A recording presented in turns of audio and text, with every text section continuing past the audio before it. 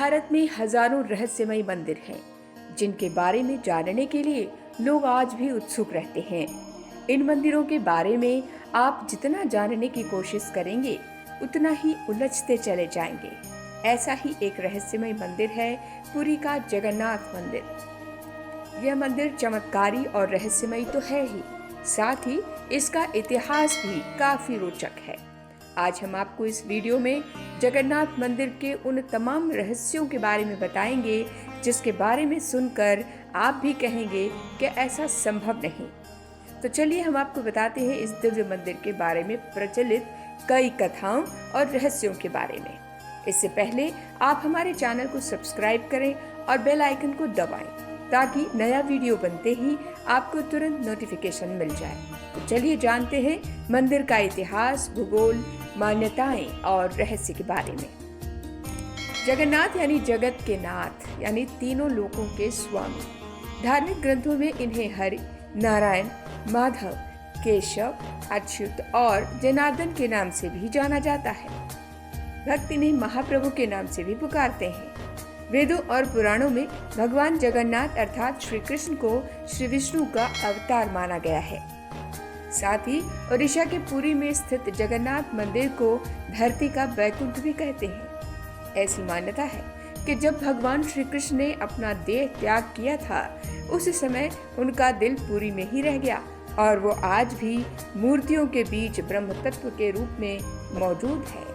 हालांकि आज तक इस ब्रह्म तत्व को किसी ने नहीं देखा। आप भी सोच रहे होंगे कि ऐसा कैसे हो सकता है। तो इस वीडियो में हम आपको बताएंगे कि कैसे हर 12 साल में ब्रह्म तत्व को एक मूर्ति से दूसरी मूर्ति में डाला जाता है। बावजूद इसके इस ब्रह्म तत्व को दूसरी मूर्ति में डालने वाले पुजारी भी इससे अनजान हैं। ऐसी मान्यता है कि आस्था के इस पवित्र धाम में भगवान जगन्नाथ साक्षात विराजमान हैं। उनके साथ बलवानों में श्रेष्ठ और शेषनाग के अवतार बलभद्र और देवी देव माया के अवतार और श्री कृष्ण की छोटी बहन सुभद्रा भी यहाँ पूजी जाती हैं। हिंदू धर्म से जुड़े 4 प्रमुख तीर्थों में से एक भगवान जगन्नाथ का यह मंदिर वैष्णव परंपरा से जुड़ा हुआ है और इससे जुड़े लोगों के लिए सबसे बड़ा तीर्थ है। आस्था के इस धाम में साल भर श्रद्धालुओं का तांता लगा रहता है। साथ ही रथ यात्रा के समय यहाँ देश विदेश से लाखों श्रद्धालु पहुँचते हैं।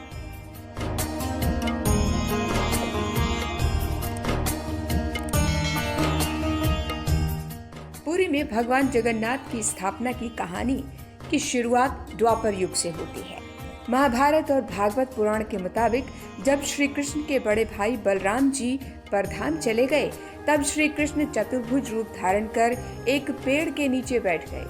दोनों ही पुस्तकों में जरा नामक बहेलिये का वर्णन है, जिसने श्री कृष्ण के पैरों के तलवे को मृग का मुख समझकर वाण से वेध किया था। भगवान श्री कृष्ण के देह त्यागने के बाद पांडवों ने उनके शरीर का अंतिम संस्कार किया। उस वक्त उनकी पूरी देह तो पंचतत्व में विलीन हो गई, लेकिन भगवान श्री कृष्ण का हृदय जलता ही रहा। बाद में पांडवों ने भगवान के आदेश पर उनके ज्वलनशील दिल को लकड़ी के लठ से भेद कर नदी में प्रवाहित कर दिया। हालांकि महाभारत में भगवान के अंतर्ध्यान होने का जिक्र है। इसके बाद दूसरी कहानी मालवा प्रदेश के राजा इंद्रद्युम्न की है। पौराणिक कथाओं के मुताबिक राजा इंद्रद्युम्न, जो भगवान विष्णु के बहुत बड़े भक्त थे, भगवान ने उन्हें स्वप्न में एक मंदिर बनाने का निर्देश दिया।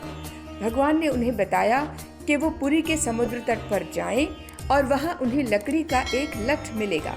उसी लकड़ी से वो मूर्ति का निर्माण कराएं। भगवान के आदेश पर राजा इंद्रद्युम्न पुरी गए। वहां समुद्र में स्नान के वक्त उन्हें वो लठ मिला। उसी लकड़ी से भगवान की प्रतिमा उन्होंने बनाई। भगवान की मूर्ति बनने की भी कहानी बेहद दिलचस्प है। तो चलिए हम आपको बताते हैं कि किसने इस मूर्ति का निर्माण किया। दरअसल इंद्रद्युम्न ने पूरे प्रदेश में लकड़ी से मूर्ति बनाने वालों को बुलवाया, लेकिन कोई इस दिव्य लठ से मूर्ति बनाने को तैयार ही नहीं हुआ। तब एक बुजुर्ग आए और उन्होंने लकड़ी से मूर्ति बनाने की इच्छा जताई। पौराणिक कथाओं के मुताबिक वो विश्वकर्मा थे। उन्होंने शर्त रखी कि वो जब तक मूर्ति बनाएंगे तब तक कोई उनके कमरे में नहीं आएगा। कुछ दिन के बाद कमरे से आवाज आनी बंद हो गई तो कौतूहलवश राजा उस कमरे में प्रवेश कर गया जहां विश्वकर्मा मूर्तियां बना रहे थे। तब राजा को विश्वकर्मा तो नहीं दिखी तो सिर्फ अधूरी मूर्तियां, जिन्हें बाद में जगन्नाथ मंदिर के अंदर स्थापित कर दिया गया। यही वजह है कि जगन्नाथ मंदिर में आज भी अधूरी मूर्तियों की ही पूजा होती है, जबकि सनातन धर्म में टूटी और अधूरी मूर्तियों की पूजा वर्जित है। ऐसी मान्यता है कि इस लकड़ी के साथ भगवान श्री कृष्ण का दिल भी था, जो आज भी इन मूर्तियों में ब्रह्म तत्व के रूप में मौजूद है, जो हर 12 साल पर बनने वाली नई मूर्तियों में ट्रांसफर कर दिया जाता है। मूर्ति बदलते वक्त पूरे शहर में बिजली काट दी जाती है। मंदिर के आसपास पूरी तरह अंधेरा हो जाता है। मंदिर के बाहर सीआरपीएफ की सुरक्षा तैनात होती है। उस समय मंदिर में कोई भी प्रवेश नहीं करता। सिर्फ उसी पुजारी को मंदिर के अंदर जाने की इजाजत होती है जिन्हें मूर्तियां बदलनी होती है।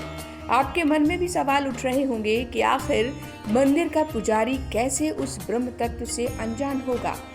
दरअसल ब्रह्म तत्व को नई मूर्ति में डालते वक्त सिर्फ मुख्य पुजारी को अंदर जाने दिया जाता है, वह भी आंखों पर पट्टी बांधकर। उसके हाथ को भी कपड़ों से ढक दिया जाता है ताकि वो उस ब्रह्म तत्व को ना तो देख सके और ना ही स्पर्श कर सके। इसके बाद मूर्तियां बदलने की प्रक्रिया शुरू होती है। पुरानी मूर्तियों की जगह नई मूर्तियां लगा दी जाती हैं और ब्रह्म तत्व को पुरानी मूर्ति से नई मूर्ति में डाल दिया जाता है। पुजारियों का कहना है कि उस वक्त ऐसा लगता है कि हाथों में कुछ उछल रहा है। पुजारियों का मानना है कि अगर किसी व्यक्ति ने मूर्ति के अंदर स्थापित ब्रह्म तत्व को देख लिया तो उसी वक्त उसकी मृत्यु हो जाएगी। आप इसे आस्था या अंधविश्वास भी कह सकते हैं, लेकिन यहाँ रहने वाले इसे सच मानते हैं और पौराणिक विधि का पूरा पालन किया जाता है। दूसरे वीडियो में हम इस मंदिर के कई और रहस्यों पर से पर्दा उठाएंगे। साथ ही आपको रथ यात्रा से जुड़े कई रोचक तथ्य भी बताएंगे। तो जल्द ही सब्सक्राइब करें और जुड़े रहें हमारे साथ।